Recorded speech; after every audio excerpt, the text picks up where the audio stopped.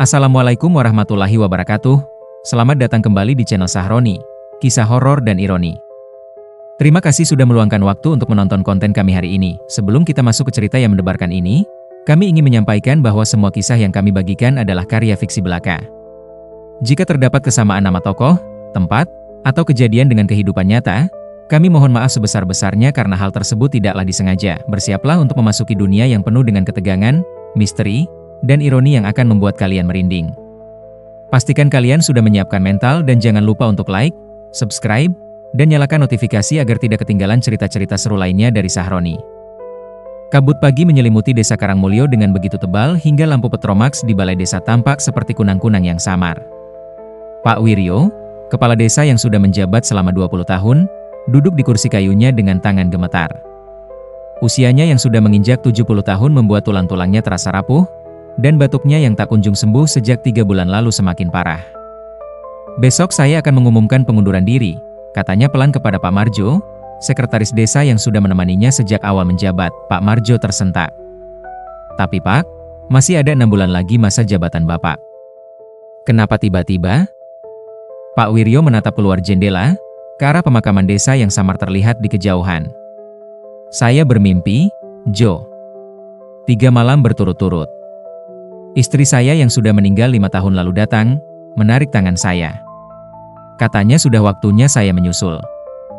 Dan kamu tahu, Jo, setiap orang yang bermimpi seperti ini di keluarga saya, tidak pernah bertahan lebih dari sebulan." Sekretaris itu terdiam. Di desa seperti Karangmulyo, mimpi bukan sekadar bunga tidur. Mimpi adalah pertanda, adalah bisikan dari dunia lain yang tidak boleh diabaikan. Keesokan harinya, pengumuman Pak Wiryo menyebar seperti api di musim kemarau. Di warung Maksinem, di pasar desa, di sawah-sawah, di setiap sudut Karangmulyo, orang-orang hanya membicarakan satu hal, siapa yang akan menjadi kepala desa berikutnya, dan dalam bisik-bisik itu, 4 nama mulai mencuat. 4 nama yang membuat orang-orang tua mengelus dada, karena mereka tahu bahwa persaingan antar keempat calon ini tidak akan berakhir dengan damai. Yang pertama adalah Pak Karso, pemilik lahan sawah terluas di Karangmulyo. Usianya 45 tahun, tinggi besar, dengan suara yang menggelegar. Kekayaannya tidak diragukan lagi. Rumahnya yang beratap genteng merah mengkilap adalah yang terbesar di desa. Dia memiliki 30 petak sawah, belasan sapi, dan koneksi dengan pejabat kecamatan. Tapi ada yang orang-orang bisikan tentangnya. Pak Karso pernah belajar ilmu hitam di Banyuwangi ketika masih muda, dan konon katanya, kekayaannya didapat dengan cara yang tidak sepenuhnya bersih. Yang kedua adalah Pak Santo, mantan guru sekolah dasar yang dihormati karena kecerdasannya. Kacamata tebalnya dan caranya berbicara yang tenang membuat orang merasa dia adalah pilihan rasional. Tapi Pak Santo memiliki dendam lama dengan Pak Karso. 20 tahun lalu, Pak Karso membeli sebidang tanah yang sebenarnya menjadi incaran keluarga Pak Santo. Tanah itu adalah warisan yang dijanjikan ayah Pak Santo sebelum meninggal.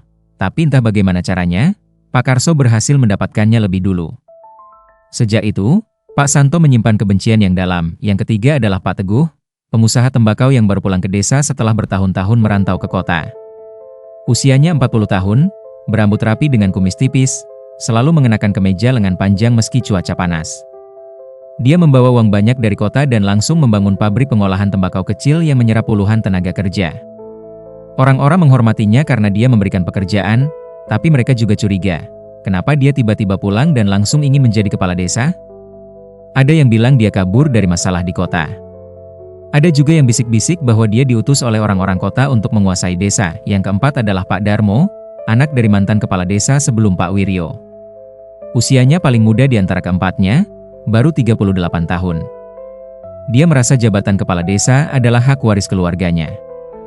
Ayahnya, almarhum Pak Sentono, menjabat selama 15 tahun sebelum dikalahkan Pak Wiryo dalam pemilihan terakhir. Pak Darmo masih mengingat bagaimana ayahnya meninggal dalam keadaan sakit-sakitan setahun setelah kalah, dan dia yakin itu bukan kebetulan. Sejak kecil, ibunya selalu membisikkan bahwa keluarga mereka dikutuk oleh yang iri dengan kekuasaan mereka. Di malam pengumuman itu, 4 keluarga ini masing-masing mengadakan pertemuan tertutup. Dan dalam setiap pertemuan itu, disebut satu nama yang sama, Dukun. Pak Karso adalah yang pertama bergerak. 2 hari setelah pengumuman, dia memerintahkan supirnya untuk mengantarnya ke desa seberang gunung, ke tempat yang bahkan tidak ada di peta resmi kecamatan. Perjalanan memakan waktu 4 jam melalui jalan berbatu yang mengerikan. Mobilnya, sebuah jeep tua warisan Belanda, berderit keras setiap kali melewati lubang. Mbah Karyo tinggal di gubuk bambu di pinggir hutan. Usianya tidak ada yang tahu pasti, tapi rambutnya yang putih panjang hingga ke pinggang dan mata keriputnya yang dalam membuat orang yakin dia sudah melewati 100 tahun. Dia dikenal sebagai dukun santet paling sakti di 3 kecamatan. Orang bilang dia bisa mengirim penyakit, kegilaan, bahkan kematian kepada siapa saja yang dia inginkan. "Saya butuh kekuatan, Mbah," kata Pak Karso langsung tanpa basa-basi. Dia meletakkan amplop coklat tebal di atas tikar pandan lusuh. "Saya harus menang." Mbah Karyo membuka amplop itu dengan jari-jarinya yang seperti akar pohon. Dia menghitung uang di dalamnya dengan lambat. 50.000 rupiah. Uang yang sangat besar untuk tahun 1977. "Kamu tahu risikonya?" Suara Mbah Karyo parau seperti 2 batu bergesekan. "Kalau kamu mulai perang gaib, kamu harus siap menerima balasannya. Ilmu hitam itu seperti api. Bisa membakar musuh, tapi juga bisa membakar dirimu sendiri." "Saya siap, Mbah." Mbah Karyo menatapnya lama. Kemudian dia bangkit dan masuk ke bagian belakang gubuk. Ketika kembali, dia membawa sebuah kantong kain hitam kecil yang diikat dengan tali ijuk merah. "Ini jimat kekuatan.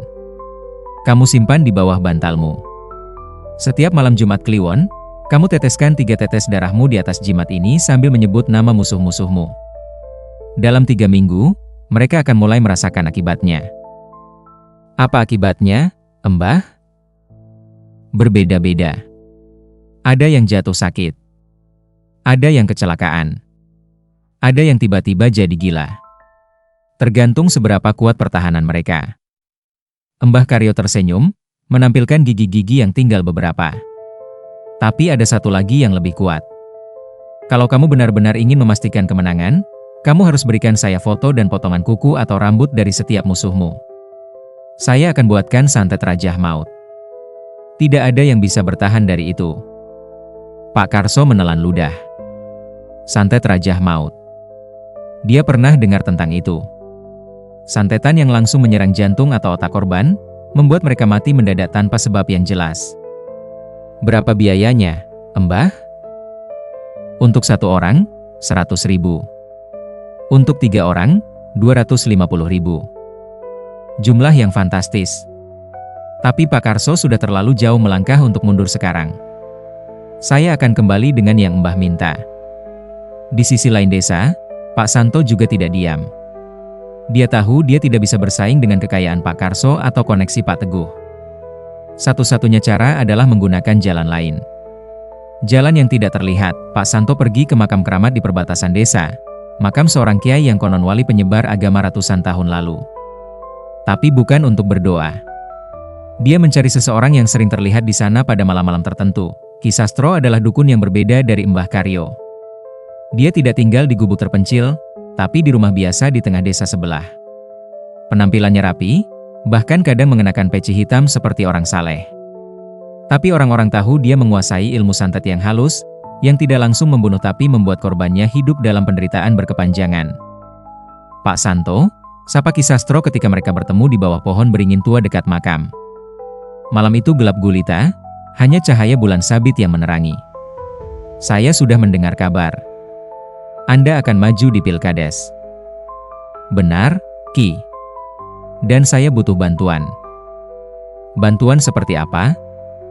Ki Sastro tersenyum tipis. Dia tahu persis apa yang dimaksud Pak Santo. "Saya tidak mau membunuh siapapun," kata Pak Santo cepat. "Saya hanya ingin mereka mundur. Atau setidaknya, tidak bisa berkampanye dengan baik." "Ah, santet lumpuh." Ki Sastro mengangguk-angguk. "Saya bisa buatkan susu pengasihan untuk Anda, supaya warga desa jatuh cinta pada kepemimpinan Anda. Dan untuk musuh-musuh Anda, saya bisa kirimkan ilmu kesialan. Mereka akan mengalami kesialan bertubi-tubi. Usaha mereka gagal, anak-anak mereka sakit, ternak mereka mati. Orang-orang akan melihat itu sebagai pertanda bahwa mereka tidak pantas memimpin." Pak Santo menimbang-nimbang. Ilmu kesialan terdengar lebih aman daripada santet maut. "Berapa biayanya?" 30.000 untuk susu pengasihan. 20.000 per orang untuk santet kesialan. Dan saya butuh barang pribadi mereka. Rambut, kuku, atau setidaknya foto. Pak Santo mengeluarkan uang yang sudah dia siapkan. Rp90.000. Hasil menjual 2 ekor sapi miliknya. Barang pribadi mereka akan saya usahakan, Ki. Bagus. Tapi ingat, Pak Santo. Ki Sastro menatapnya tajam. Begitu perang gaib dimulai, tidak ada jalan mundur. Kalau musuh-musuh Anda juga menggunakan ilmu, akan terjadi perang santet. Dan dalam perang seperti itu, tidak ada yang benar-benar aman. Sementara itu, Pak Teguh mengambil pendekatan berbeda. Dia tidak percaya sepenuhnya pada santet dan ilmu hitam, tapi dia tahu bahwa di desa seperti Karangmulyo, kepercayaan orang terhadap hal-hal gaib sangat kuat. Jadi dia perlu perlindungan. Dia pergi ke kota, ke sebuah rumah mewah di pinggiran yang dijaga ketat. Di sana tinggal seorang paranormal terkenal yang sering dikunjungi pejabat dan pengusaha. Namanya Eyang Surya, seorang pria berusia 60-an dengan jenggot putih terawat dan mata yang tajam. Anda ingin apa, Tuan Teguh? Tanya Eyang Surya setelah mereka duduk di ruangan ber-AC yang dipenuhi patung dan benda-benda antik. Saya ingin perlindungan, Eyang. Saya akan terjun ke politik desa, dan saya tahu pasti musuh-musuh saya akan menggunakan santet. Saya butuh kekebalan. Eyang Surya tersenyum. Kekebalan total itu tidak ada. Tapi saya bisa buatkan Anda pagar gaib yang kuat. Dengan pagar ini, santet apapun yang dikirim ke Anda akan mental kembali ke pengirimnya. Hukum karma dalam ilmu hitam, apa yang kamu kirim, akan kembali ke kamu dengan kekuatan 3 kali lipat. Berapa biayanya? Rp1.000.000. Pak Teguh tercekat. Rp1.000.000. Itu hampir seperempat dari tabungannya. Tapi nyawanya lebih berharga. Baik, Eyang. Saya setuju. Dan satu lagi, Eyang Surya melanjutkan. Kalau Anda mau benar-benar menang, Anda butuh ilmu pengasihan massal. Saya bisa buatkan jimat yang membuat seluruh desa memandang Anda sebagai pemimpin ideal mereka. Tapi ini butuh ritual khusus dan tumbal. Tumbal apa? Kambing hitam yang belum pernah kawin, dipotong pada waktu tertentu, dan darahnya dicampur dengan ramuan khusus. Biayanya tambah Rp500.000. Pak Teguh menghitung dalam hati. Rp1,5 juta. Tapi ini investasi untuk kekuasaan. Saya setuju, Eyang. Dan yang terakhir, Pak Darmo. Dia adalah yang paling putus asa di antara keempatnya. Dia tidak sekaya Pak Karso, tidak secerdas Pak Santo, dan tidak punya koneksi seperti Pak Teguh. Yang dia punya hanya amarah dan dendam. Ibunya, Maksarmi, masih menyimpan barang-barang peninggalan ayahnya, termasuk sebuah kitab tua yang ditulis tangan dengan huruf Jawa kuno. Kitab itu berisi ilmu-ilmu gaib yang dikumpulkan ayahnya selama menjadi kepala desa. Ibu, saya harus membuka kitab ini, kata Pak Darmo suatu malam. Maksarmi menatapnya dengan mata berkaca-kaca. Nak, ilmu dalam kitab itu berbahaya. Ayahmu dulu menggunakannya untuk melindungi desa, tapi akhirnya malah membunuhnya. Ilmu hitam itu seperti utang yang harus dibayar. Cepat atau lambat, dia akan menagih. Saya tidak punya pilihan lain, Bu. Ini satu-satunya cara untuk mengembalikan martabat keluarga kita. Dengan tangan gemetar, Maksarmi memberikan kitab itu. Pak Darmo membawanya ke kamar dan mulai membaca. Tulisan di dalamnya membuat bulu kuduknya berdiri. Ada mantra-mantra untuk memanggil roh jahat, ada cara membuat santet dengan menggunakan mayat bayi, ada ritual untuk menukar nyawa. Satu halaman menarik perhatiannya, santet pengorbanan besar. Ritual ini menjanjikan kekuatan yang luar biasa untuk menghancurkan musuh, tapi membutuhkan pengorbanan yang setara. Pengorbanan nyawa seseorang yang dicintai. Pak Darmo menutup kitab itu dengan cepat. Tidak. Dia belum sedesperat itu. Belum, tapi dia mencatat mantra-mantra lain yang lebih sederhana. Santet tidur yang membuat korban tidak bisa tidur nyenyak selama berbulan-bulan. Santet kebingungan yang membuat pikiran korban kacau. Santet kesurupan yang membuat korban kerasukan roh jahat. Dia akan mulai dengan yang ini dulu. 3 minggu setelah pengumuman Pilkades, hal-hal aneh mulai terjadi. Pak Karso yang pertama menyadarinya. Suatu pagi, dia terbangun dengan perasaan tidak enak. Kepalanya pusing dan dadanya sesak. Ketika dia turun dari tempat tidur, kakinya hampir tidak sanggup menopang tubuhnya. Di cermin, dia melihat wajahnya sendiri terlihat pucat dan mata cekung. "Mas, kamu sakit?" tanya istrinya, Bu Karso, dengan wajah khawatir. "Tidak, cuma sedikit pusing." Tapi rasa pusing itu tidak hilang. Sepanjang hari, Pak Karso merasa seperti ada yang menekan kepalanya dari dalam. Di malam hari, dia tidak bisa tidur. Setiap kali memejamkan mata, dia melihat bayangan-bayangan hitam bergerak di sudut kamarnya. Pada malam ketiga, dia bermimpi. Dalam mimpi itu, dia melihat sesosok perempuan berambut panjang dengan wajah pucat merangkak ke arah tempat tidurnya. Wajah perempuan itu penuh luka berdarah, dan matanya melotot menatapnya dengan penuh kebencian. "Karso. Karso?" bisik perempuan itu dengan suara yang membuat darah membeku. "Kamu akan mati, Karso. Kamu akan mati dalam penderitaan." Pak Karso terbangun dengan jeritan. Tubuhnya basah keringat dingin. Bu Karso juga terbangun, wajahnya pucat pasi. "Mas, tadi aku dengar suara perempuan tertawa di luar kamar kita. Tapi ketika aku lihat, tidak ada siapa-siapa." Pak Karso langsung tahu, dia diserang. Salah satu musuhnya sudah bergerak lebih dulu. Keesokan harinya, dengan tubuh yang masih lemas, dia kembali ke gubuk Mbah Karyo. Perjalanan 4 jam terasa seperti penyiksaan. Beberapa kali dia harus berhenti karena mual dan pusing. "Mbah, saya diserang," katanya begitu sampai. Mbah Karyo menatapnya, kemudian mengangguk pelan. "Saya lihat ada santet nempel di tubuhmu. Santet tidur dan santet bayangan. Dikirim oleh seseorang yang punya dendam lama padamu." "Siapa, Mbah? Siapa yang mengirimnya?" "Saya tidak bisa lihat wajahnya dengan jelas. Tapi orangnya punya ilmu cukup kuat. Kalau tidak segera saya obati, dalam 2 minggu kamu akan benar-benar gila." Mbah Karyo memberinya ramuan pahit yang harus diminum setiap hari, dan sebuah jimat yang harus digantung di lehernya. "Tapi ini hanya pertahanan. Kalau kamu mau menang, kamu harus balik menyerang. Kamu sudah dapat barang yang saya minta?" Pak Karso mengeluarkan 3 amplop dari tasnya. Di dalam masing-masing amplop ada foto dan potongan kuku. Dia mendapatkannya dengan cara menyuap anak buah masing-masing musuhnya. "Bagus," Mbah Karyo tersenyum mengerikan. "Sekarang kita mulai perang yang sesungguhnya." Di rumah Pak Santo, situasinya tidak jauh berbeda. 3 hari setelah Pak Karso mulai merasakan serangan, Pak Santo juga mengalami hal aneh. Pertama-tama, ternak sapinya yang 3 ekor tiba-tiba mati semua dalam 1 malam.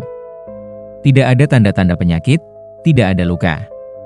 Mereka hanya terbaring kaku di kandang ketika pagi datang. Kemudian, anak sulungnya yang berusia 15 tahun jatuh sakit. Demam tinggi yang tidak turun-turun meskipun sudah diberi obat. Anak itu mulai mengigau, mengatakan hal-hal yang tidak masuk akal. "Ada orang berdiri di pojok kamar, dia menatapku, dia mau membawaku pergi." Istri Pak Santo menangis ketakutan.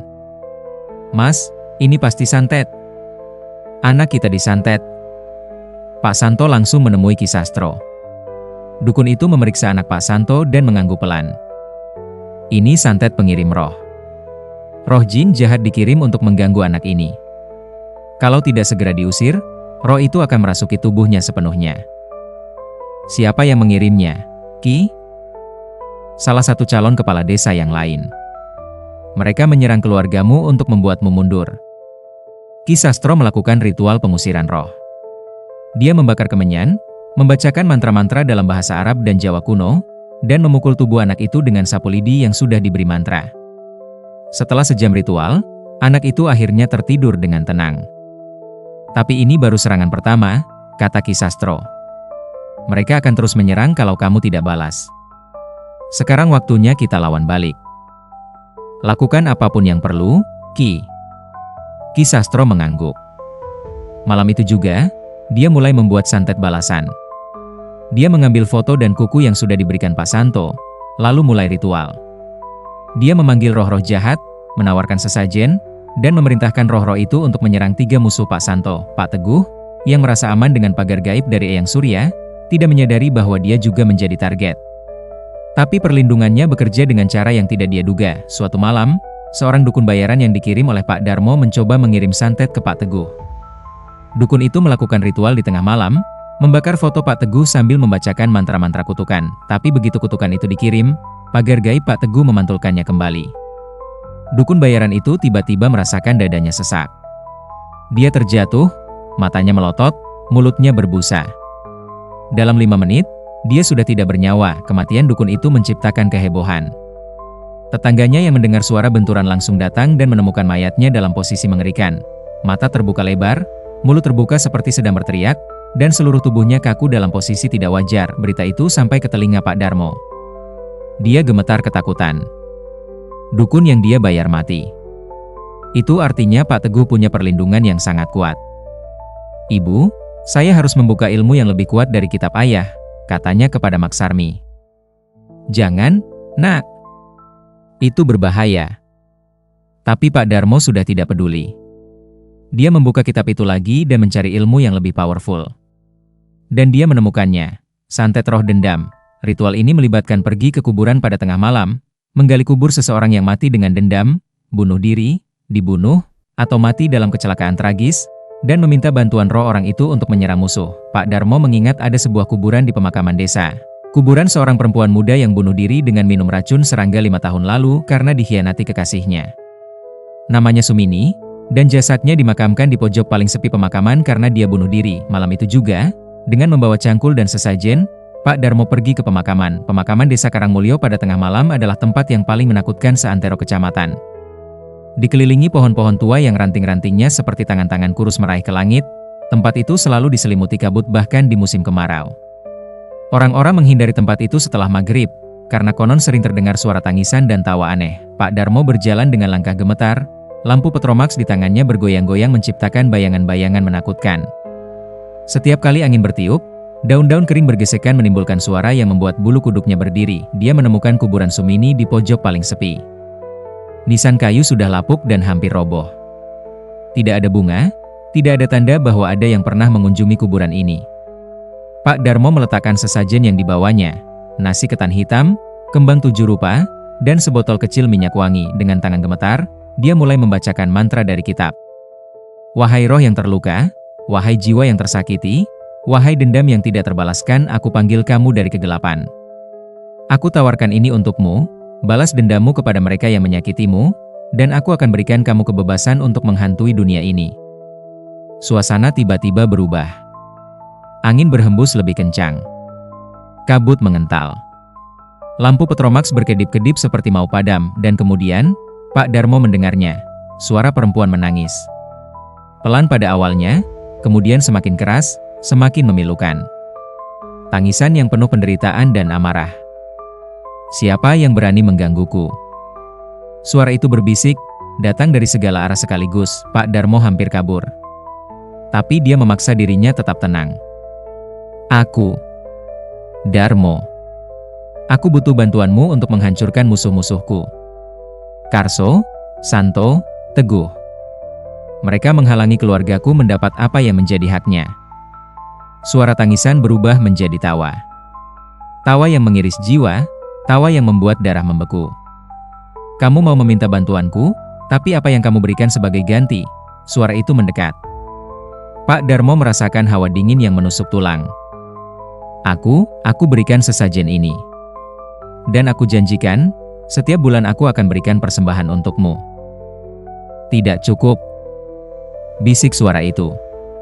Sekarang Pak Darmo bisa merasakan nafas dingin di tengkuknya, meskipun dia tidak berani menoleh. "Aku mau darah. Darah segar. Darah manusia. Aku tidak bisa memberimu itu. Kalau begitu, pergi dari sini. Jangan ganggu istirahatku." Pak Darmo panik. Ini satu-satunya harapannya. "Tunggu. Aku akan berikan darahku sendiri. 3 tetes. Setiap minggu." Tawa lagi. "Darahmu? Hahaha, baiklah. Tapi ingat, begitu kamu berhenti membayar, aku akan datang mengambil seluruh tubuhmu. Kamu akan menjadi milikku, hidup maupun mati." Aku setuju." "Bagus." Suara itu mulai menjauh. "Sekarang berikan aku wajah-wajah mereka yang harus aku hantui." Pak Darmo mengeluarkan 3 foto dari dalam bajunya. Dengan tangan gemetar, dia meletakkannya di atas kuburan. Foto-foto itu tiba-tiba terbakar dengan api biru, terbakar tanpa ada sumber api, terbakar hingga menjadi abu dalam sekejap. Selesai. Mereka akan merasakan hantuan yang tidak akan pernah berhenti. Mereka akan melihatku di mana-mana. Dalam tidur, dalam terjaga, dalam mimpi, dalam kenyataan. Aku akan menguras hidup mereka perlahan-lahan. Dan suara itu menghilang, meninggalkan Pak Darmo sendirian di tengah kabut yang semakin tebal. Pak Darmo berlari keluar dari pemakaman, hatinya berdebar kencang. Dia telah membuat perjanjian dengan kekuatan yang tidak seharusnya dia ganggu. Tapi sekarang sudah terlambat untuk menyesal. 3 hari kemudian, Pak Karso mulai mengalami hal yang lebih mengerikan. Setiap malam, dia melihat sosok perempuan berambut panjang dengan wajah pucat berdiri di pojok kamarnya. Sosok itu tidak melakukan apa-apa, hanya menatapnya dengan mata kosong. Tapi tatapan itu membuat Pak Karso tidak bisa tidur sama sekali. "Kamu lihat itu? Kamu lihat perempuan itu?" teriaknya pada istrinya. "Mas, tidak ada siapa-siapa di sana." Bu Karso menangis ketakutan. Suaminya mulai kehilangan kewarasan. Pak Karso tidak makan selama 3 hari. Berat badannya turun drastis. Matanya cekung dan merah. Bibirnya kering pecah-pecah. Dia terus bergumam sendiri, berbicara pada sesuatu yang tidak terlihat. Keluarganya akhirnya membawanya ke Mbah Karyo lagi. Dukun tua itu memeriksa Pak Karso dan wajahnya berubah serius. "Ini bukan santet biasa. Ini roh dendam. Seseorang memanggil roh dari kubur untuk menghantui Anda." "Apa yang harus saya lakukan, Mbah?" "Roh seperti ini tidak mudah diusir. Dia akan terus menghantui sampai Anda mati atau sampai si pemanggil membatalkan perjanjiannya. Tapi ada satu cara, kita kirim roh yang lebih kuat untuk melawan roh ini." "Roh apa, Mbah?" Mbah Karyo terdiam lama. Kemudian dia berkata dengan suara berat, "Leak." Pak Karso tersentak. Leak. Makhluk paling menakutkan dalam ilmu hitam Jawa dan Bali. Leak adalah roh jahat yang sangat kuat, bisa mengambil wujud apa saja, dan memakan nyawa manusia. Tapi memanggil leak berarti mengambil risiko yang sangat besar. Leak tidak bisa sepenuhnya dikontrol. Dia bisa saja berbalik menyerang si pemanggil. Saya tidak punya pilihan lain, Mbah." "Baiklah. Tapi biayanya Rp300.000. Dan saya butuh tumbal, seekor anjing hitam yang masih hidup, yang akan kita potong dalam ritual." Pak Karso mengeluarkan seluruh uang simpanannya. Rp300.000. Hampir semua tabungannya habis untuk perang gaib ini. Mbah Karyo melakukan ritual pemanggilan leak di tengah hutan pada tengah malam. Pak Karso harus hadir, menyaksikan ritual mengerikan itu. Anjing hitam disembelih hidup-hidup, darahnya ditampung dalam mangkuk tanah liat. Mbah Karyo melumuri seluruh tubuhnya dengan darah itu sambil membacakan mantra dalam bahasa yang tidak dimengerti Pak Karso. Tiba-tiba, dari dalam kegelapan hutan, terdengar suara tawa. Tawa yang bukan berasal dari manusia.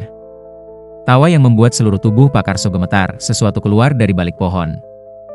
Wujudnya tidak jelas, seperti bayangan yang bergerak sendiri, dengan mata merah menyala seperti bara api. "Siapa yang berani memanggilku?" Suara itu menggelegar. "Aku yang memanggilmu," kata Mbah Karyo dengan suara tenang. "Aku tawarkan darah ini sebagai persembahan. Ada roh dendam yang mengganggu klienku. Aku minta kamu untuk mengusirnya." "Roh dendam?" Lea itu tertawa lagi.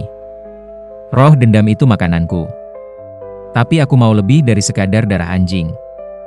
Aku mau janji, setiap bulan purnama, kalian berikan aku sesajen. Dan ketika salah satu dari kalian mati, jiwanya menjadi milikku." Mbah Karyo menoleh ke Pak Karso. "Kamu dengar syaratnya?" Pak Karso menelan ludah. Jiwanya akan menjadi milik Lea ketika dia mati. Tapi dia sudah terlalu jauh. "Saya setuju." "Bagus." Lea itu menghilang kembali ke dalam kegelapan. "Roh dendam itu akan aku habisi. Tapi ingat janjimu." Sejak malam itu, sosok perempuan berambut panjang tidak lagi muncul di kamar Pak Karso. Tapi sekarang dia sering mendengar suara tawa aneh di malam hari. Tawa leak yang mengingatkannya pada perjanjian yang telah dia buat. Di sisi lain, Pak Santo juga mengalami eskalasi serangan. Setelah anaknya sembuh, sekarang giliran istrinya yang jatuh sakit. Bu Santo tiba-tiba tidak bisa berjalan. Kakinya lumpuh tanpa sebab yang jelas. Dokter di puskesmas tidak menemukan apa-apa. Tidak ada kelumpuhan syaraf, tidak ada masalah tulang. Tapi kakinya tetap tidak bisa digerakkan. Ini santet lumpuh, kata Ki Sastro setelah memeriksa. Dikirim dengan niat sangat jahat. Mereka mau menghancurkan keluargamu satu persatu. Ki, tolong. Saya sudah tidak tahan lagi. Apapun yang Ki Sastro bisa lakukan, tolong lakukan. Ki Sastro menatapnya lama. Ada satu cara yang sangat ampuh, tapi sangat berbahaya. Kita kirim santet guna-guna jaran goyang ke semua musuhmu sekaligus. Apa itu? Santet yang membuat korbannya kesurupan tanpa henti. Mereka akan kesurupan berbagai macam roh jahat, dan setiap kali kesurupan, tubuh mereka akan rusak sedikit demi sedikit. Dalam sebulan, mereka tidak akan sanggup lagi berkampanye, bahkan tidak sanggup menjalani kehidupan normal. Tapi risikonya, kalau mereka punya perlindungan kuat, santet ini bisa mental balik. Dan percayalah, santet ini kalau mental balik, akibatnya sangat mengerikan. Bukan hanya Anda yang akan kesurupan, tapi seluruh keluarga Anda. Pak Santo terdiam. Dia melihat istrinya yang terbaring lumpuh, anaknya yang masih trauma setelah serangan sebelumnya. Dia sudah kehilangan terlalu banyak. Lakukan, Ki. Ki Sastro mengangguk. Berikan saya waktu 3 hari. Dan siapkan uang Rp150.000. Ritual ini butuh banyak sesajen dan tumbal ayam hitam. Pak Santo menjual sawah warisannya yang terakhir untuk mendapatkan uang itu. Sementara itu, Pak Teguh yang merasa aman dengan perlindungannya, tidak menyadari bahwa ada ancaman lain yang datang. Eyang Surya menghubunginya melalui pesan melalui orang suruhannya. Tuan Teguh harus datang ke kota sekarang juga. Ada yang salah dengan pagar gaibnya. Pak Teguh segera berangkat. Ketika sampai di rumah Eyang Surya, paranormal itu terlihat sangat serius. Ada yang mencoba memecahkan pagar gaib Anda dengan cara yang sangat ekstrim. Mereka memanggil Leak. Leak? Ya. Makhluk yang sangat berbahaya. Pagar gaib saya masih bisa menahannya untuk sementara. Tapi Lea itu akan terus berusaha. Kalau dia berhasil menembus, Anda akan mati dengan cara yang sangat mengerikan. Apa yang harus saya lakukan, Eyang? Saya harus memperkuat pagar gaib Anda. Tapi ini butuh ritual yang lebih besar. Saya butuh tumbal kambing hitam, dan saya harus melakukan ritual selama 7 malam berturut-turut. Biayanya Rp2 juta. Pak Teguh terhenyak. Rp2 juta. Tapi nyawanya lebih berharga. Baik, Eyang. Saya akan bayar. Dan satu lagi, Eyang Surya melanjutkan. Anda harus mundur dari Pilkades, atau membunuh semua musuh Anda. Tidak ada jalan tengah. Perang gaib sudah terlalu jauh. Kalau tidak diakhiri sekarang, semua orang akan mati. Saya tidak bisa mundur, Eyang. Ini sudah terlalu jauh. Kalau begitu, bersiaplah. Karena yang akan datang adalah neraka yang sesungguhnya.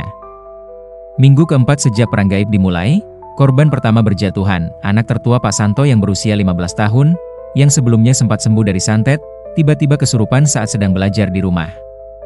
Matanya memutih, tubuhnya kejang-kejang, mulutnya berbusa. Dia berteriak dengan suara yang bukan suaranya sendiri. Kalian semua akan mati. Kalian akan membayar. Aku akan membawa kalian ke neraka. Keluarga Pak Santo panik. Mereka memanggil Ki Sastro, tapi dukun itu tidak bisa datang karena sedang melakukan ritual untuk santet balasan. Mereka membawa anak itu ke dukun lain di desa sebelah, tapi kesurupannya tidak bisa dihentikan. Selama 3 hari 3 malam, anak itu kesurupan tanpa henti. Berbagai roh bergantian merasuki tubuhnya. Kadang dia berbicara dengan suara perempuan tua, kadang dengan suara anak kecil, kadang dengan suara laki-laki kasar. Setiap kali kesurupan, tubuhnya melempar-lempar sendiri, membentur tembok, mencakar-cakar wajahnya sendiri hingga berdarah. Pada malam ketiga, tubuhnya tidak kuat lagi. Jantungnya berhenti. Anak itu meninggal dengan mata terbuka lebar dan mulut terbuka seperti sedang berteriak. Pak Santo runtuh. Anaknya mati.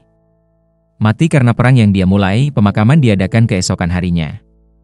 Seluruh desa datang, tapi semua orang berbisik-bisik. Ini karma. Pak Santo main santet, anaknya kena. Ini peringatan. Di pemakaman, Pak Santo menatap kosong ke arah liang kubur. Istrinya menangis histeris. Dan di kejauhan, dia melihat Pak Karso berdiri di antara kerumunan. Wajahnya tidak menunjukkan simpati apapun. Malam itu, Pak Santo pergi menemui Ki Sastro dengan mata merah dan wajah penuh amarah. "Ki, saya mau bunuh mereka semua. Saya tidak peduli apa risikonya. Anak saya mati. Saya mau mereka merasakan penderitaan yang sama." Ki Sastro menatapnya dengan pandangan sedih. "Pak Santo, kalau Anda terus seperti ini, Anda akan kehilangan lebih banyak lagi. Perang gaib tidak pernah berakhir dengan baik. Mundur sekarang, sebelum terlambat." "Tidak," teriak Pak Santo. "Saya sudah kehilangan anak saya. Saya tidak akan mundur. Mereka harus membayar." Ki Sastro menghela napas panjang. "Baik. Kalau itu yang Anda mau, ada satu ilmu yang paling kuat. Tapi sekali Anda gunakan ilmu ini, tidak ada jalan kembali. Anda akan terikat dengan kekuatan gelap selamanya. Saya tidak peduli. Katakan apa itu." "Santet pecah kulit." Pak Santo tercekat. Dia pernah dengar tentang santet ini. Santet yang membuat kulit korban melepuh dan pecah-pecah seperti terbakar, menimbulkan rasa sakit yang luar biasa. Korbannya akan menderita selama berhari-hari sebelum akhirnya mati dalam kesakitan yang mengerikan. Berapa biayanya? Tidak butuh uang. Tapi butuh darah Anda. Setiap hari selama 7 hari, Anda harus mengiris jari Anda dan meneteskan 7 tetes darah ke dalam jimat yang akan saya buatkan. Dan setelah itu, sebagian dari jiwa Anda akan terikat dengan iblis yang menjalankan santet ini. Sampai mati, Anda tidak akan bisa bebas." Pak Santo tidak ragu lagi. "Lakukan." Sementara itu, di rumah Pak Karso, sesuatu yang mengerikan juga terjadi. Putrinya yang berusia 7 tahun tiba-tiba jatuh sakit dengan gejala aneh. Kulitnya mulai muncul bintik-bintik merah yang terasa sangat gatal. Dalam 2 hari, bintik-bintik itu berubah menjadi luka yang melepuh seperti terbakar. Anak itu menangis kesakitan sepanjang hari dan malam. Tidak ada obat yang bisa meredakan sakitnya. Dokter di puskesmas bingung. Ini seperti luka bakar, tapi tidak ada api atau benda panas yang menyentuhnya. Pak Karso langsung tahu, ini balasan. Pak Santo membalas kematian anaknya dengan menyerang putri Pak Karso. Dia kembali ke Mbah Karyo dengan membawa putrinya yang terus menangis kesakitan. "Mbah, tolong selamatkan anak saya." Mbah Karyo memeriksa anak itu dan wajahnya berubah pucat. "Ini santet pecah kulit. Salah satu santet paling kejam. Anak ini akan menderita selama 3 minggu sebelum akhirnya mati." "Tidak. Harus ada cara untuk menyelamatkannya." "Ada. Tapi caranya sangat ekstrim." "Apapun, Mbah. Saya akan lakukan apapun. Kita harus transfer santet ini ke orang lain. Caranya, kita cari orang yang bersedia menjadi pengganti. Orang itu akan menerima santet ini dan mati menggantikan anak Anda.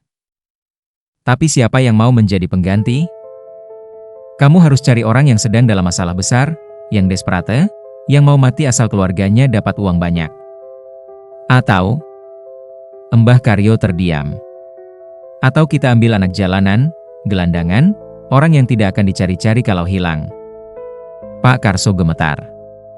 Dia harus mengorbankan orang lain untuk menyelamatkan putrinya. Tapi dia melihat putrinya yang terus menangis kesakitan, dan hatinya hancur. Saya akan cari, Mbah."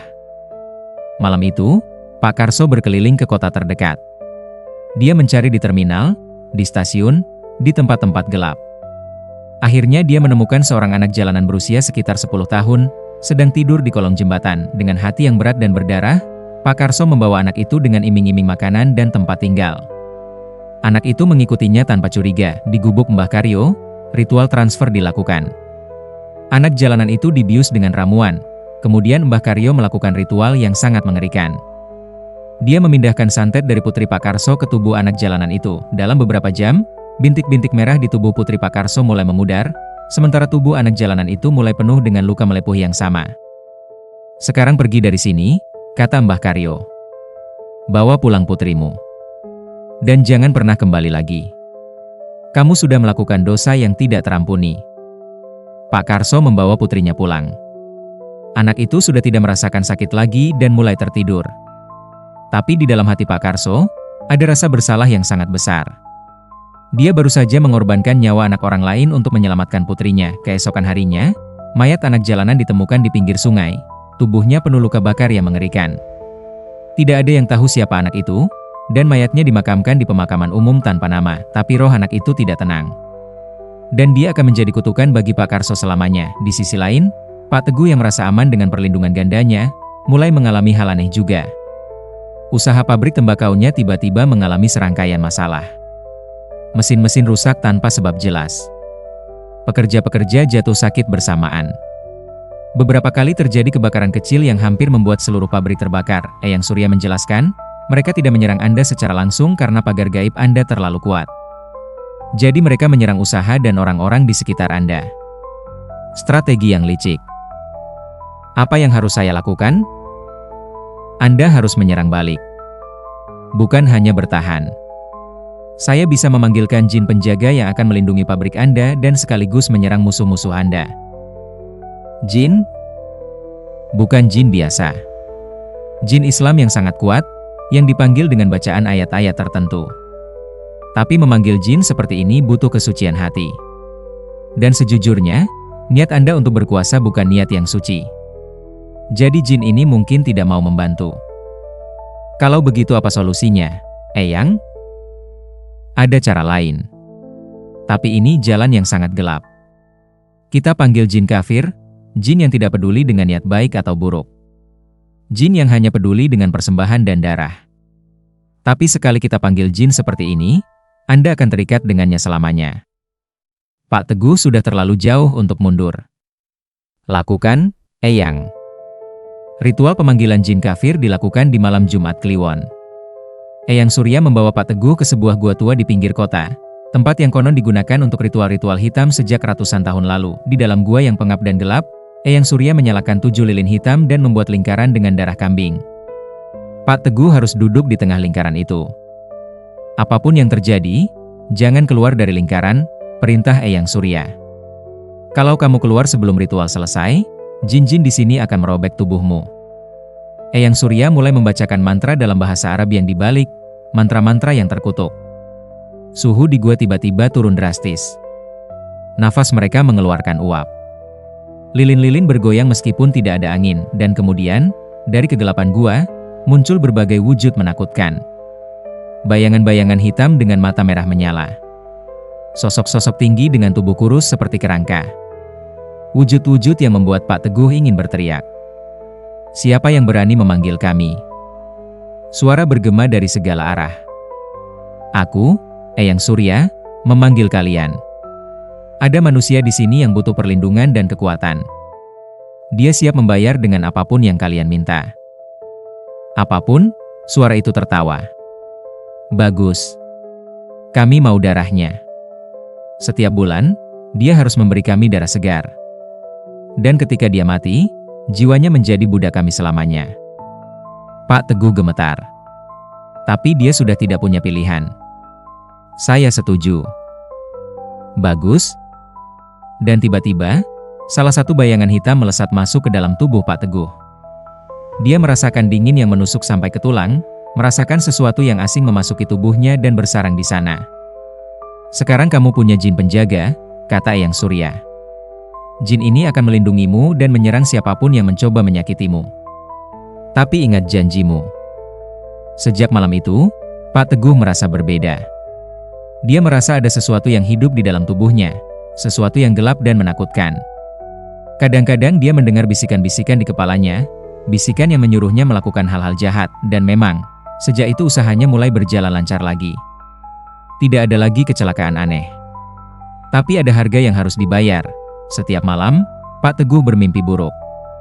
Mimpi tentang neraka, tentang siksaan, tentang kegelapan abadi yang menantinya. 1 bulan sebelum hari pemilihan, suasana desa Karangmulyo mencapai titik paling mencekam. 4 calon kepala desa yang masih bertahan semuanya terlihat seperti mayat hidup. Pak Karso kurus kering, matanya cekung, dan dia sering terlihat berbicara sendiri. Pak Santo kehilangan anaknya dan sekarang istrinya masih lumpuh. Wajahnya penuh kebencian dan amarah. Pak Teguh tampak normal dari luar, tapi orang-orang yang dekat dengannya merasakan ada sesuatu yang salah, ada aura gelap yang mengelilinginya. Pak Darmo paling parah, dia hampir tidak pernah keluar rumah lagi, dan ketika sesekali terlihat, wajahnya pucat pasi seperti vampir. Warga desa mulai ketakutan. Mereka berbisik-bisik bahwa Pilkades kali ini terkutuk. Beberapa orang tua yang bijak mengusulkan agar Pilkades dibatalkan saja, tapi para calon menolak keras. Mereka sudah kehilangan terlalu banyak untuk mundur sekarang. Kampanye dimulai dengan suasana yang sangat aneh. Biasanya, kampanye Pilkades adalah perayaan. Ada musik, ada makanan, ada kegembiraan.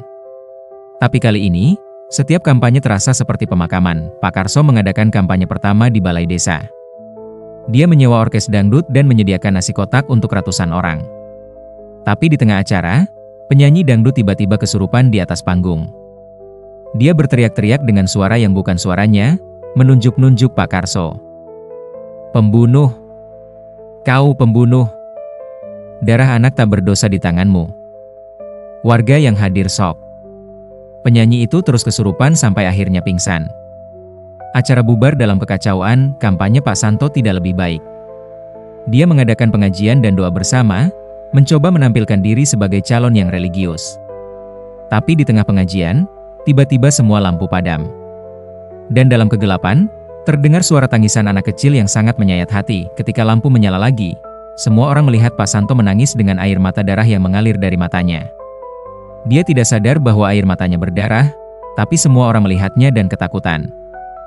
Kampanye Pak Teguh berjalan lebih mulus, tapi dengan cara yang membuat orang tidak nyaman. Dia membagikan uang kepada warga, uang yang jumlahnya sangat besar untuk ukuran desa. Tapi setiap orang yang menerima uang itu merasa ada yang salah. Uang itu dingin seperti es, dan beberapa orang bilang mereka mendengar bisikan-bisikan aneh setelah menerima uang itu. Pak Darmo hampir tidak berkampanye sama sekali. Dia hanya mengirim surat-surat kepada warga, surat yang ditulis dengan tinta merah yang terlihat seperti darah. Isi suratnya aneh dan menakutkan. "Pilihlah aku, atau kalian akan merasakan murka yang tidak pernah kalian bayangkan." 2 minggu sebelum pemilihan, korban berjatuhan lagi. Istri Pak Santo yang sudah lumpuh selama sebulan, tiba-tiba meninggal dalam tidurnya. Tidak ada tanda-tanda penyakit baru, dia hanya berhenti bernapas. Wajahnya ketika mati penuh dengan ekspresi ketakutan, seolah-olah dia melihat sesuatu yang sangat mengerikan sebelum mati. Pak Santo sekarang kehilangan anak dan istri. Dia duduk di pemakaman istrinya dengan tatapan kosong. Tidak ada air mata lagi. Hanya kebencian yang mendalam. "Saya akan membunuh mereka semua," bisiknya pelan. "Saya akan menghancurkan mereka. Saya tidak peduli apa yang terjadi pada saya. Mereka harus membayar." Malam itu, Pak Santo pergi ke Ki Sastro untuk terakhir kalinya. "Ki, saya mau menggunakan ilmu yang paling kuat yang Ki punya. Saya mau santet yang pasti membunuh. Tidak peduli berapa biayanya, tidak peduli apa risikonya." Ki Sastro menatapnya dengan pandangan sedih. "Pak Santo, Anda sudah kehilangan segalanya. Berhentilah sekarang. Mundur dari Pilkades ini. Hidup Anda lebih berharga. Hidup saya sudah tidak ada artinya lagi. Mereka mengambil keluarga saya. Sekarang gantian saya mengambil nyawa mereka." Ki Sastro menghela napas panjang. Dia tahu dia tidak bisa menghentikan Pak Santo lagi. "Baik. Ada satu ilmu yang disebut santet pengganda. Ini adalah ilmu yang paling berbahaya yang saya kuasai." "Apa itu?" "Kamu kirim satu santet, tapi santet itu akan berkembang biak di dalam tubuh korban seperti penyakit. Setiap hari santet itu akan semakin kuat, semakin menyakitkan, sampai akhirnya membunuh korban dalam penderitaan yang sangat mengerikan. Tidak ada obat, tidak ada cara untuk menghentikannya, kecuali kamu sendiri yang membatalkannya. Sempurna. Lakukan untuk semua musuh saya. Tapi ada risikonya, Pak Santo. Ilmu ini menggunakan sebagian dari nyawa Anda sendiri. Setiap santet yang Anda kirim akan memotong umur Anda. Untuk 3 orang, mungkin Anda kehilangan 10 hingga 20 tahun umur Anda." Pak Santo tertawa pahit. "Umur? Saya sudah tidak peduli berapa lama saya hidup. Yang penting mereka mati lebih dulu." Ki Sastro melakukan ritual yang sangat kompleks. Dia mengambil darah Pak Santo dalam jumlah banyak, sampai Pak Santo hampir pingsan. Darah itu dicampur dengan berbagai ramuan hitam dan bahan-bahan yang mengerikan, termasuk abu dari tulang mayat. Ritual berlangsung selama 3 hari 3 malam. Pada hari ketiga, Ki Sastro menyelesaikannya. Selesai. Dalam 3 hari, mereka akan mulai merasakan akibatnya. Dalam 3 minggu, mereka akan mati. Pak Santo keluar dari rumah Ki Sastro dengan langkah sempoyongan. Tubuhnya sangat lemas, wajahnya lebih pucat dari sebelumnya. Tapi di matanya, ada kepuasan yang gelap. 3 hari kemudian, Pak Karso mulai merasakan sakit yang tidak pernah dia rasakan sebelumnya. Seluruh tubuhnya terasa seperti terbakar dari dalam. Setiap persendian terasa seperti ditusuk-tusuk jarum. Dia tidak bisa tidur, tidak bisa makan, tidak bisa melakukan apapun kecuali berguling-guling kesakitan. Mbah Karyo dipanggil, tapi bahkan dukun tua itu kebingungan. Ini santet yang sangat kompleks. Saya belum pernah melihat yang seperti ini. Dia terus berkembang, seperti hidup. Tolong, Mbah. Tolong hentikan ini. Saya akan coba. Tapi butuh waktu. Mbah Karyo melakukan berbagai ritual, tapi tidak ada yang berhasil. Santet itu terus berkembang, terus semakin kuat. Pak Karso mulai batuk darah. Rambutnya mulai rontok. Kulitnya berubah kehitaman. Pak Teguh mengalami hal yang sama. Jinnya mencoba melindungi, tapi santet ini berbeda. Santet ini menyerang dari dalam, dan jin tidak bisa menghentikannya. Eyang Surya dipanggil ke desa, tapi bahkan dia pun kewalahan. Ini ilmu yang sangat tinggi, katanya dengan wajah serius. Orang yang mengirim ini rela mengorbankan nyawanya sendiri. Saya bisa coba membuat penawar, tapi butuh waktu minimal 2 minggu. Dan saya tidak yakin itu akan berhasil. Pak Darmo juga tidak luput. Meskipun dia dilindungi oleh Roh Sumini yang dia panggil, santet pengganda menembus perlindungan itu. Dia mulai mengalami halusinasi parah. Dia melihat bayangan-bayangan mengerikan di mana-mana. Mendengar suara-suara yang menyuruhnya bunuh diri. 1 minggu sebelum hari pemilihan, ketiga calon selain Pak Santo sudah hampir tidak bisa bergerak. Mereka semua terbaring sakit dengan kondisi yang memburuk setiap hari. Warga desa panik. Mereka tahu ini bukan penyakit biasa. Ini adalah kutukan.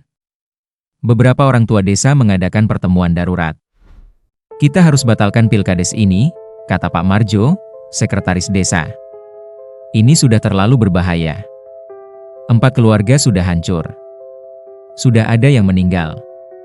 Ini harus dihentikan. Tapi Pak Santo, yang menjadi satu-satunya calon yang masih sehat, atau setidaknya masih bisa berdiri, menolak. Tidak, katanya dengan suara serak. Pilkades harus tetap berjalan. Ini sudah terlalu jauh untuk dibatalkan. Tapi Pak Santo, 3 calon lain sudah sekarat. Itu masalah mereka. Mereka yang memulai perang ini. Sekarang mereka merasakan akibatnya. Pak Marjo menatapnya dengan ngeri. Pak Santo yang dulu bijak dan tenang sudah tidak ada lagi.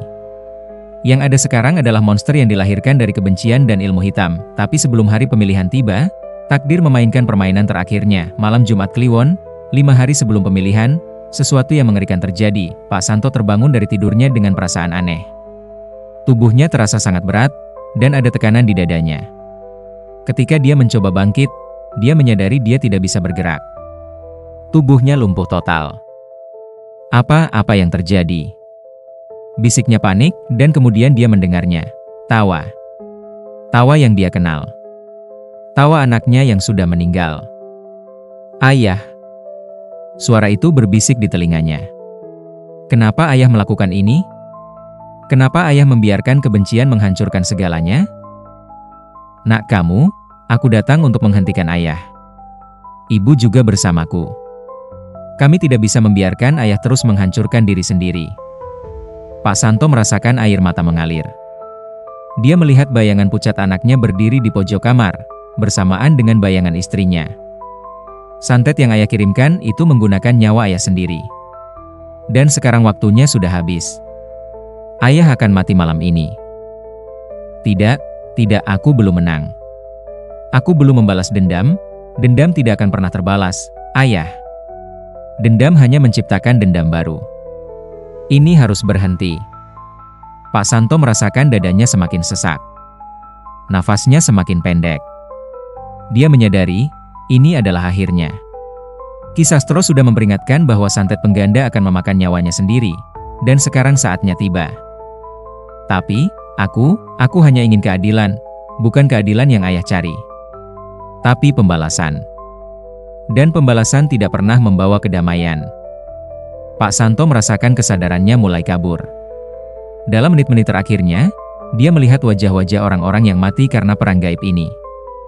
Anaknya, istrinya, anak jalanan yang dikorbankan Pak Karso, dukun bayaran yang mati karena santet mental balik.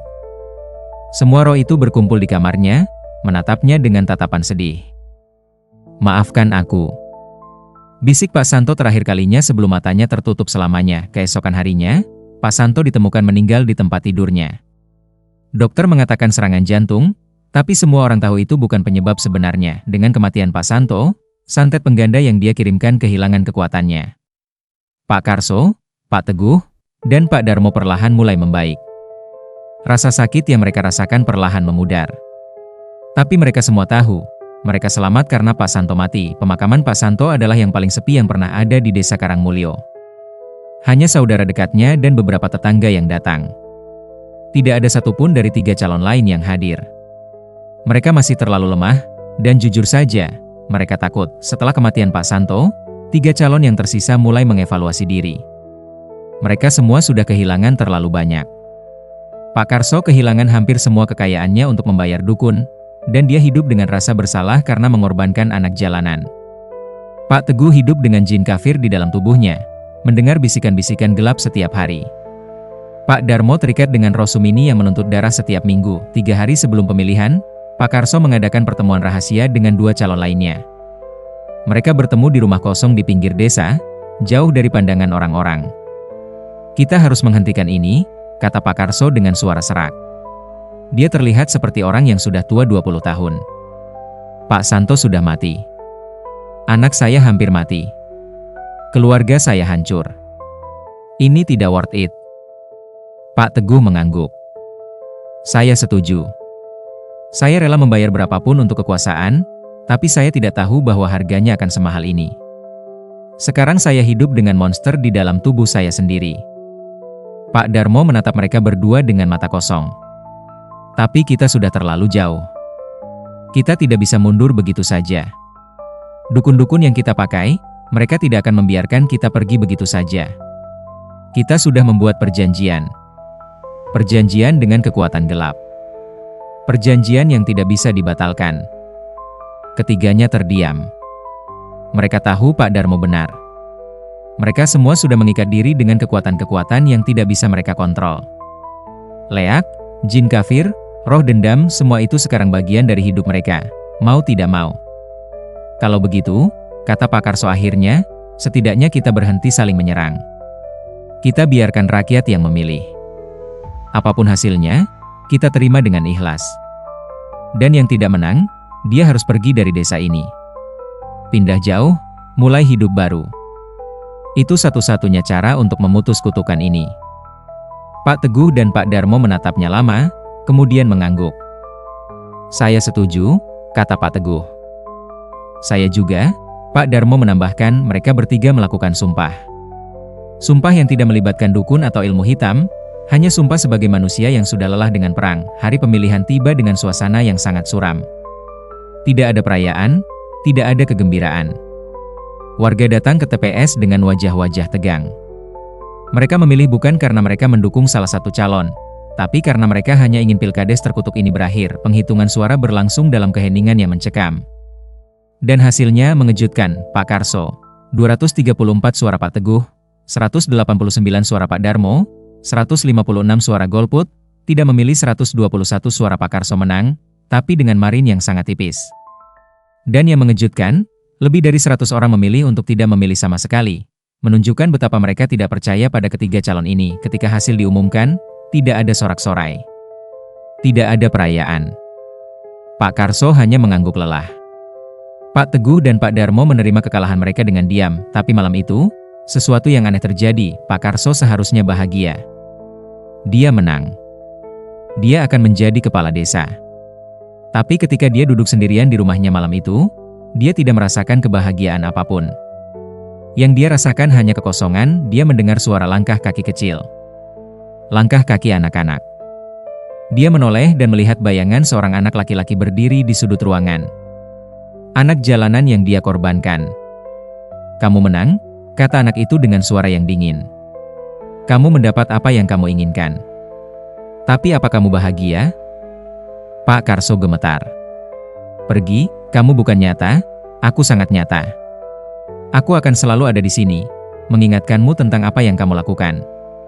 Setiap hari, setiap malam, sampai kamu mati." Dan memang sejak itu, Pak Karso tidak pernah bisa tidur nyenyak lagi. Setiap malam dia melihat anak itu.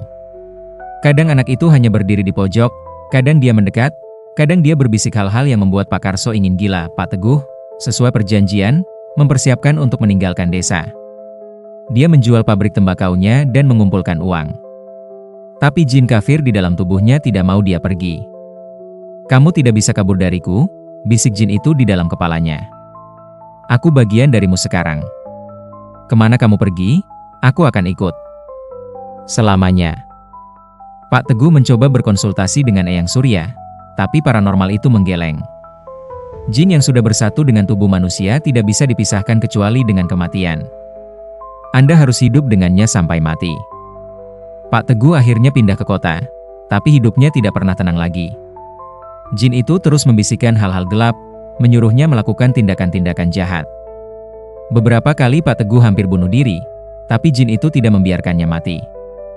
Jin itu ingin Pak Teguh hidup dalam penderitaan. Pak Darmo juga mempersiapkan kepergiannya. Tapi roh Sumini tidak mau melepaskannya. "Kamu berhutang padaku," kata roh itu. "Kamu belum selesai membayar. Kamu belum memberikan apa yang kamu janjikan. Aku sudah memberikan darahku setiap minggu. Itu tidak cukup. Aku mau lebih. Aku mau kamu bunuh seseorang untukku. Bunuh seseorang yang pernah menyakitimu. Baru aku akan melepaskanmu." Pak Darmo menolak. Dia sudah cukup dengan pembunuhan, meskipun tidak langsung. Tapi roh Sumini tidak menerima penolakan. Roh itu mulai menyiksa Pak Darmo. Setiap malam, dia merasakan cakaran di tubuhnya. Setiap hari, dia mendengar bisikan roh itu yang semakin keras, semakin mendesak. Akhirnya, dalam keputusasaan, Pak Darmo pergi ke ibunya. "Ibu, aku tidak kuat lagi. Roh itu tidak mau melepaskanku. Aku ingin mengakhiri semuanya." Maksarmi memeluk anaknya dengan air mata mengalir. "Nak, seharusnya ibu mencegahmu dari awal. Seharusnya ibu membuang kitab itu.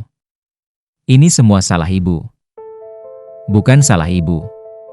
Ini salah aku. Aku yang serakah, aku yang iri, aku yang tidak mau menerima kenyataan." Mereka menangis bersama dalam pelukan. Dan malam itu, Pak Darmo membuat keputusan terakhir. Dia kembali ke kuburan Sumini, membawa sesajen yang besar, dan memohon pada roh itu. "Lepaskan aku. Aku mohon. Aku akan memberikan apapun, tapi jangan suruh aku membunuh." "Kamu lemah," kata roh Sumini dengan suara mengejek. "Kamu minta kekuatan, tapi kamu tidak mau membayar harganya. Kalau begitu, aku akan mengambil harga itu dengan cara lain." "Apa maksudmu?" "Ibumu. Aku akan ambil nyawa ibumu. Dia yang membiarkanmu membuka kitab itu. Dia juga bersalah." "Tidak," teriak Pak Darmo. "Jangan sentuh ibuku. Ambil aku. Ambil nyawaku, tapi jangan sentuh ibuku." Roh Sumini tertawa. "Bagus. Akhirnya kamu mengerti.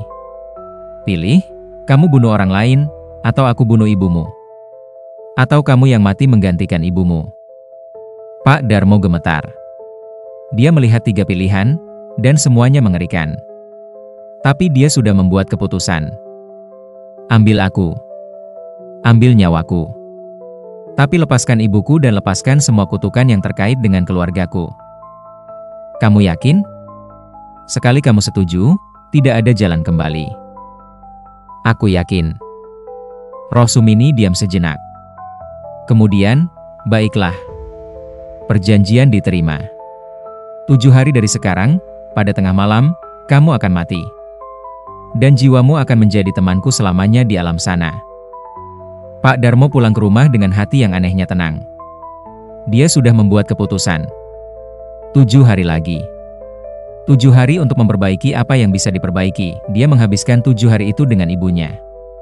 Mereka berbicara tentang kenangan masa kecil, tentang ayahnya, tentang masa-masa bahagia sebelum semuanya hancur.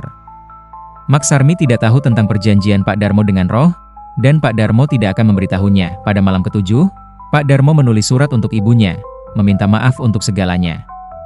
Dia juga menulis surat untuk desa, menceritakan tentang perang gaib yang telah menghancurkan begitu banyak nyawa, dan memohon agar tidak ada lagi yang mengulangi kesalahan yang sama. Tengah malam, Pak Darmo duduk tenang di kamarnya. Dia mendengar suara Sumini memanggil namanya. Sudah waktunya, Pak Darmo tersenyum pahit. Aku siap. Keesokan harinya, Pak Darmo ditemukan meninggal di kamarnya. Tidak ada luka, tidak ada tanda kekerasan.